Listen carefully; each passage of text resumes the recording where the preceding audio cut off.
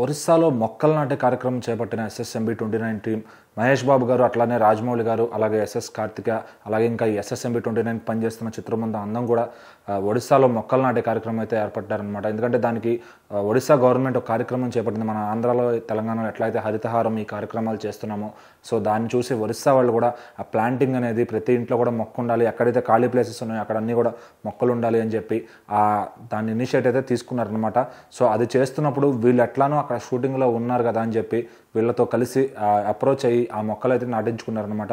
So Mahesh Babu గారు కూడా ఆయన స్టార్డమ్ అదంతా పక్కన పెట్టి అదే లొకేషన్లో మొక్కలు నాటి వాళ్ళందరినీ కూడా కలిసి వాళ్ళతో కాసేపు మాట్లాడి అందరినీ కూడా కలిశారనమాట. సో వాళ్ళు కూడా అంటే మహేష్ బాబు గారి ఆ కైండ్నెస్, ఆ హార్ట్ చూసి అంటే ఆయనకి ఇంత ఇది ఉందా అని చెప్పి వాళ్ళందరూ కూడా చాలా ఆశ్చర్యపోయారనమాట.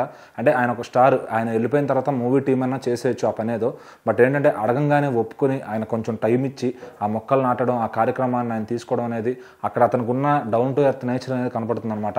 సో అట్లానే అంతకుముందు ఒకసారి లాక్డౌన్ టైంలో దళపతి విజయ్ గారు ఆయనకు ఒక టాస్క్ ఇస్తారనమాట, మొక్కలు నాటే ఇది. సో ఆ ఛాలెంజ్లో దాన్ని మహేష్ బాబు గారికి ఇస్తారు.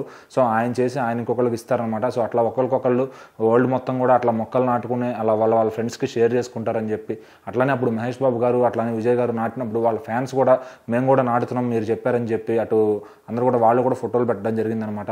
సో మరొకసారి ఇక్కడ ఒరిస్సా గవర్నమెంట్ కోసం మహేష్ బాబు గారు అయితే మొక్కలు నాటారు. సో మరి ఇది చూసి మళ్ళీ ఫ్యాన్స్ కూడా ఆ ఫోటోలను షేర్ చేసుకుంటూ చాలా అంటే చాలా హ్యాపీగా ఫీల్ అవుతున్నారు. ఎందుకంటే ఈ మూవీ నుంచి ఏదన్నా చిన్న అప్డేట్ వచ్చినా కూడా ఆయన ఫోటోలు కానీ, ఆయన షూట్లో నడిచే విధానం కానీ, ఆ ఫోటో లీక్స్ కానీ అన్నీ కూడా ఫ్యాన్స్ని ఫుల్గా ఎంటర్టైన్ చేస్తున్నాయి అనమాట.